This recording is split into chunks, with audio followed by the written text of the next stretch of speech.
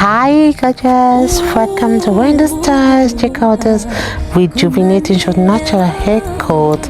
It's a style that maybe if you're not sure that chopping your hair can make you look younger or older, I just want you to know that everything depends on the cut, because this style is a style that crops with movement and volume that will lift your face and give you a more beautiful appearance.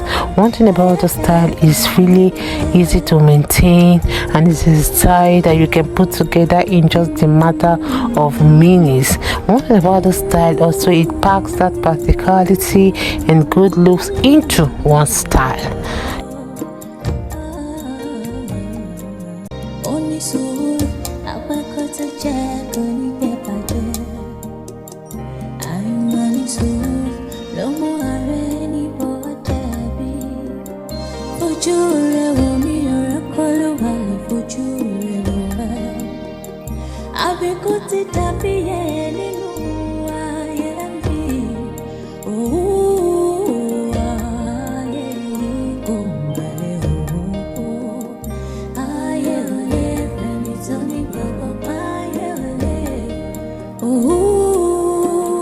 You can see how the style really gently framed this woman's face, and you can see it's really easily styled, with that kind of quick torso. And it's a style for those perfect for women, those women that are really active, like on the go, those people that are working class, busy women that don't want to waste much time in front of the mirror. This is the kind of style you really need to try. You can see how the style really lives and breathes vigor and freshness. And one thing about the style, make sure the two sides are shorter, having a longer top on the top, because it will always provide you with that styling versatility.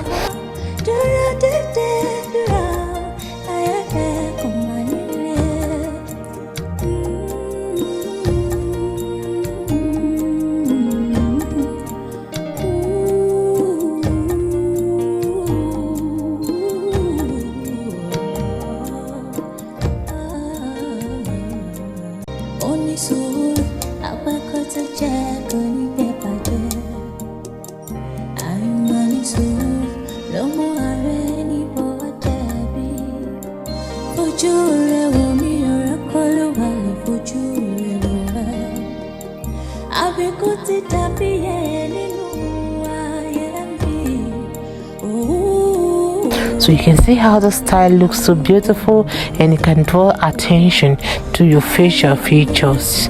I love the style because it's a style that is sleek.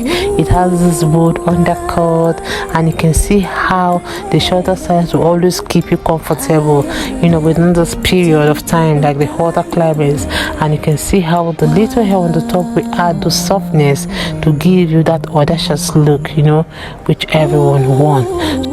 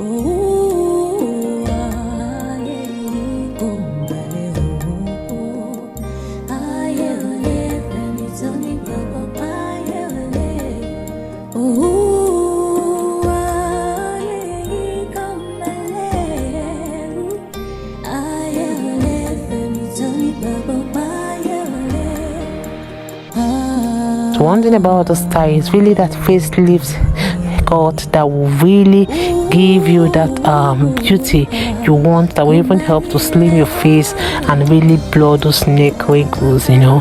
So if it's the first time here, don't forget to subscribe, hit the like button, hit the notification bell to always be notified whenever we upload a new video. Don't forget to let us know your minds in the comment section below. Okay, I just want to say a big thank you to my returning subscribers, to my new subscribers.